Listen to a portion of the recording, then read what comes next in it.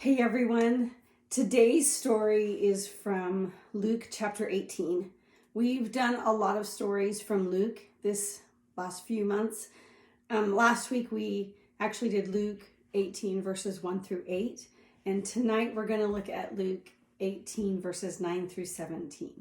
Now usually also when we do these stories, I try to tell you the story and recapture the idea behind it and some of the details around it to help us get to a point of asking questions like, what does this story mean? What is the purpose? Where do we see God at work? What do we experience for ourselves? And we're going to tackle some of those questions.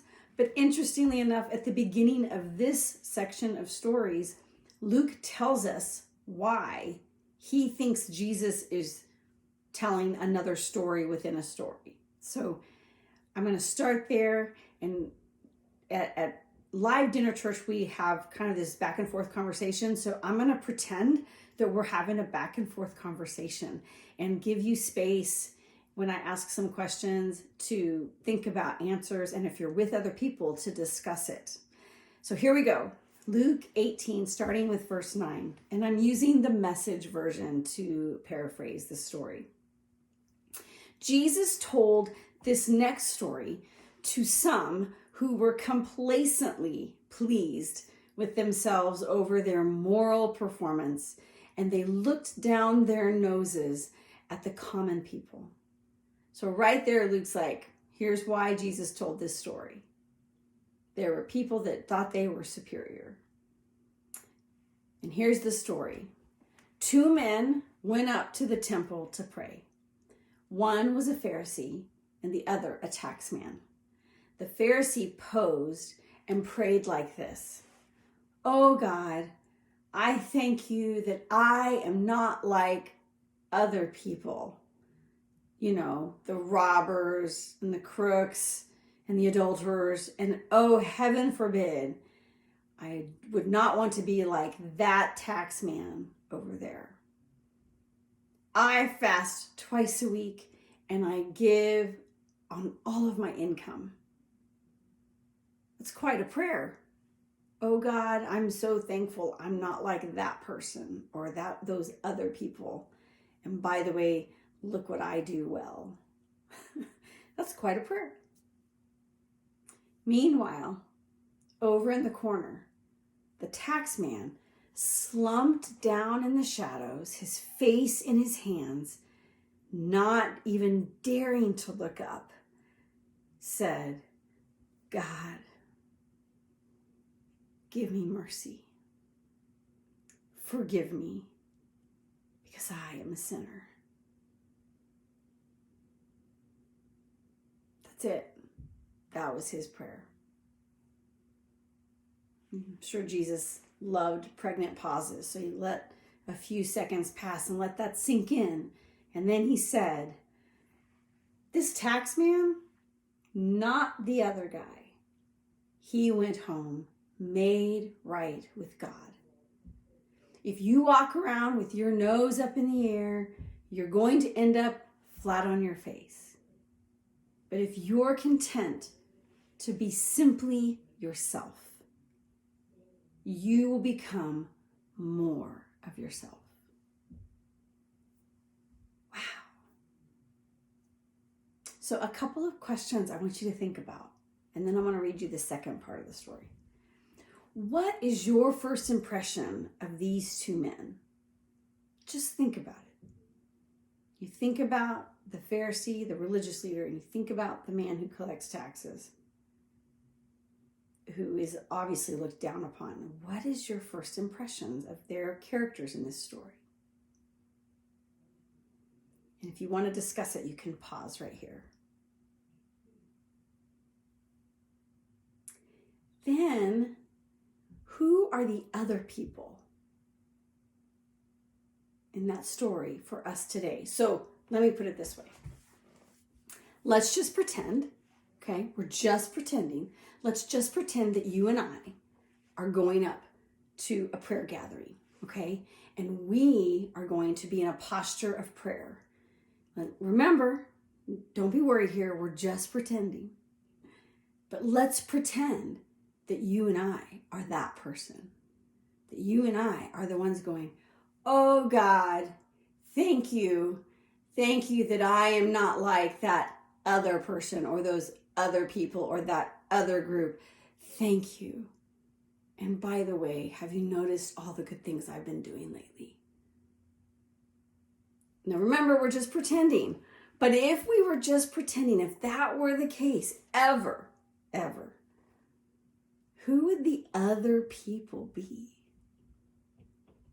Who are the others in our culture, in our world?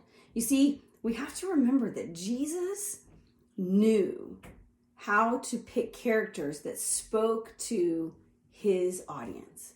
He knew that there was this sense that the religious leaders of the day were on what I love to call an adventure in missing the point. And that comes from the title of a Brian McLaren book. But I just think it's a beautiful phrase that often we get so sure of ourselves as people of faith who've been in the faith for a long time, that we go on an adventure in completely missing the point. And so the Pharisees often were on an adventure in missing the point of what God's grace and God's law and God's will really meant for people. And also the tax guy.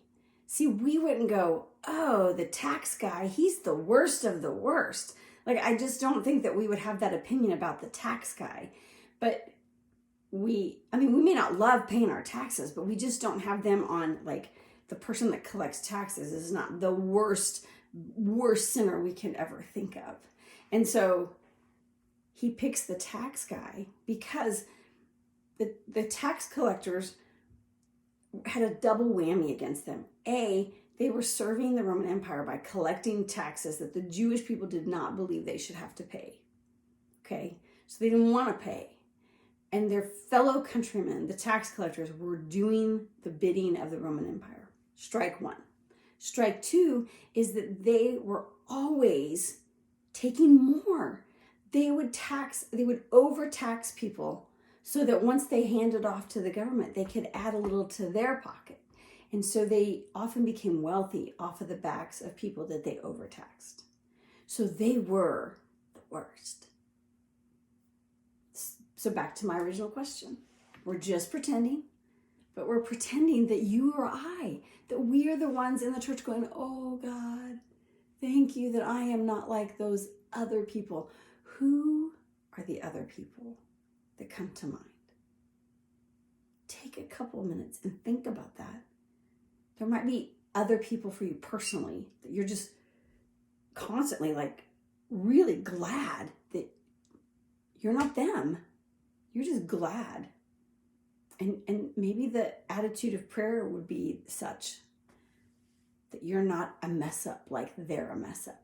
Or maybe it's a group of people that maybe have been misjudged or lumped in together. But who culturally and personally do we call the other people? Those other people. So take a few moments if you want to pause again to think about it. And then now that we're back, I want you to listen to the second little story in this passage.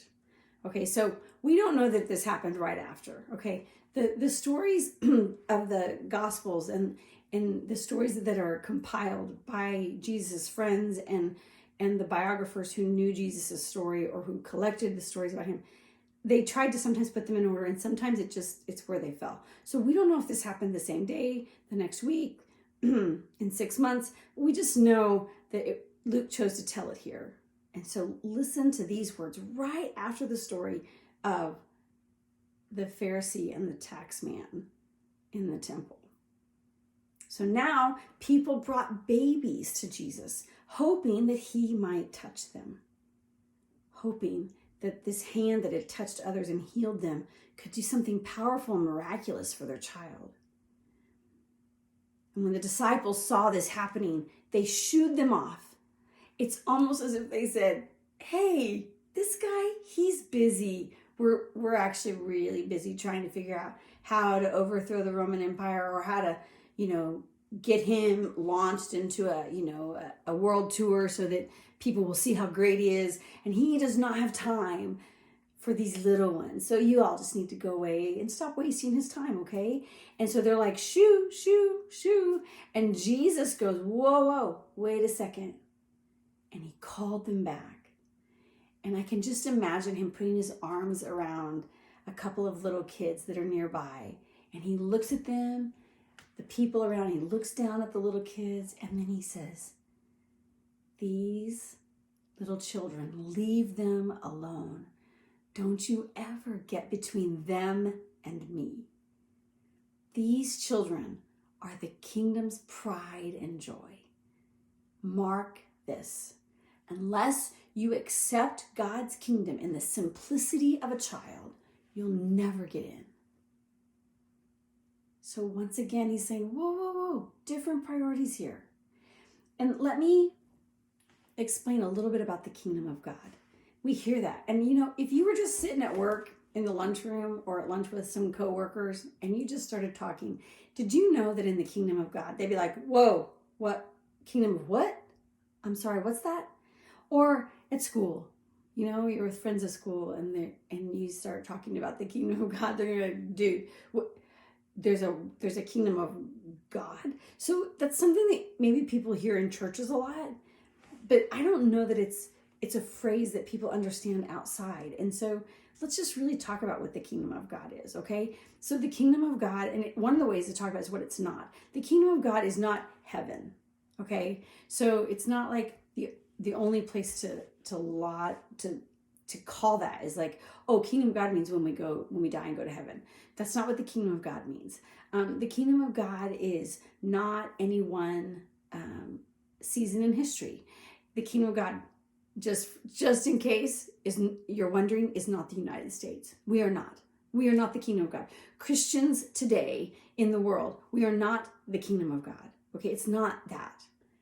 The kingdom of God is this idea, this eventual resolution where everything is made right in the world. So the kingdom of God is about how I live today that sets things right for myself or for another person and allows God to be at work in that. The kingdom of God is what happens at the very end of all time in humanity when God says, okay, we got it. It's back together now. The kingdom of God is what we're moving towards, and it's a strange term because it's not a tangible thing. It's how you live. It's how I live. It's how we love our neighbor. It's how we do the right thing. It's how we give up our own rights, and we become like Jesus in how we live so that the world sees God. That's the kingdom of God. That would be one way to describe it. So with that kind of description, now think about what Jesus is saying. Unless you accept God's kingdom in the simplicity of a child, you'll never get in. What does that mean? What does it mean to accept what God is doing to set things right in the world with the simplicity of a child? And while we're at it, what does it mean to be made right with God? Because that is what he says about the tax man, that because of his prayer, he was made right with God. That day, like he set things right that day. Keep those questions in mind. So this story makes me think of a few stories. Before I do that, I want to ask you, do you see a combination, or not a combination, but do you see a connection between these two stories? We have a Pharisee and a tax man, and one has decided that he is better than the other. And he describes how he is better than the other. Then we have the story of the children their parents wanting to bring them to Jesus, and Jesus's friends and followers saying, no, he's too busy, he's too important. Do you see some connections here? Take a few minutes and think about that. What connects these two stories? It may be more than one thing.